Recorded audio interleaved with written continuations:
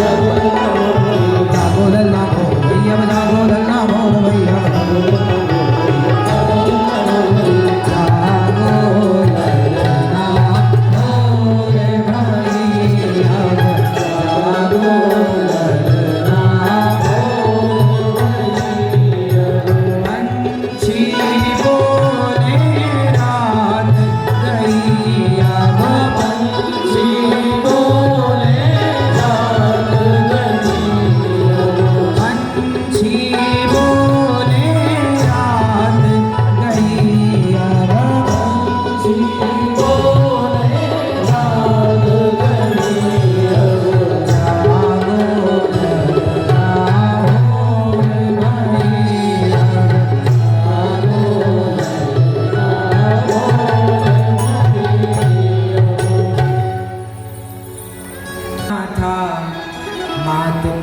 गुरु ना वही माथा।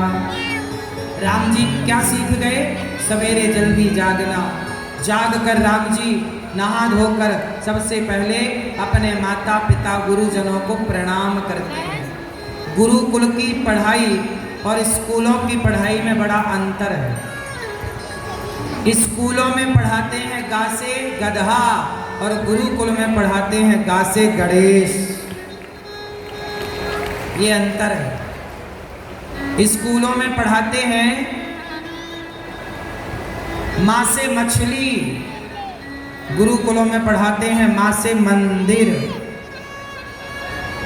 स्कूलों की पढ़ाई अलग है और गुरुकुल की पढ़ाई अलग है। स्कूलों में पढ़ने वाला बच्चा अपने माता पिता को भगवान नहीं मानता। स्कूलों में पढ़ने वाले बहुत बच्चे ऐसे हैं जो अपने माँ बाप का सम्मान नहीं करते, पर गुरुकुल में पढ़ने वाला बच्चा अपने माँ बाप को मातृदेवो भव पितृदेवो भव के सिद्धांत से माता पिता को भगवान मानता है, क्योंकि गुरुकुल में ये पढ़ाया जाता है कि माता पिता भगवान हैं। अच्छा बताओ, माता पिता भगवान हैं या नहीं? सच्ची बताओ। आपने महसूस जितना किया हो उतना बताना। माँ बाप को भगवान कहना सही है या गलत है? उत्तर दो। सही है। तो आज यदि माँ बाप को भगवान का पाठ बच्चों को स्कूलों में क्यों नहीं पढ़ाया जा रहा है?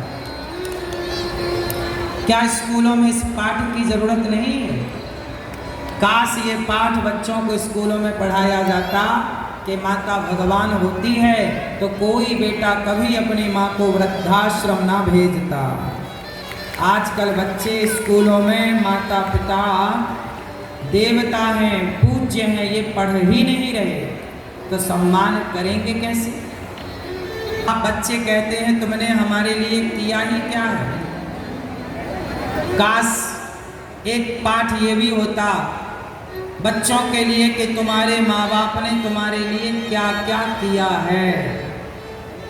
यदि क्या क्या किया है माँ बाप ने, बच्चों को ये पाठ 8वीं क्लास से पढ़ाया जाए। 8वीं से लेकर के 12वीं तक, 8वीं से लेकर 12वीं तक ये बात यदि पढ़ा दी गई स्कूलों में कि माता पिता ने तुम्हारे लिए क्या क्या किया है, माँ बाप का योगदान क्या होता है।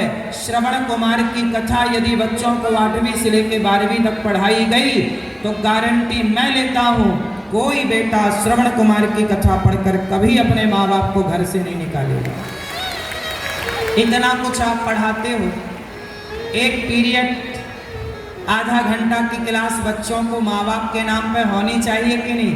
और केवल माँ बाप के नाम पर नहीं साहब, आजकल रिश्तों के ऊपर भी पढ़ाई होनी चाहिए। किस तरह विवाह के बाद का जीवन जिया जाए, 8वीं से लेकर 12वीं तक में बच्चों को ये पढ़ाओ कि किस तरह आपको विवाह के बाद कठिनाइयाँ आ सकती हैं और जब ये कठिनाई आएगी तब आपको क्या निर्णय लेना होगा, ये पढ़ाओ। आजकल बड़े पढ़े लिखे बच्चे, बड़ी बड़ी डिग्रियाँधारी बच्चे वह गृहस्थी नहीं चला पा रहे हैं। बड़ी बड़ी फैक्ट्री चलाने वाले लोग बड़ा बड़ा बिजनेस चलाने वाले लोग अपनी गृहस्थी नहीं चला पा रहे हैं। ये बात सही है कि गलत है?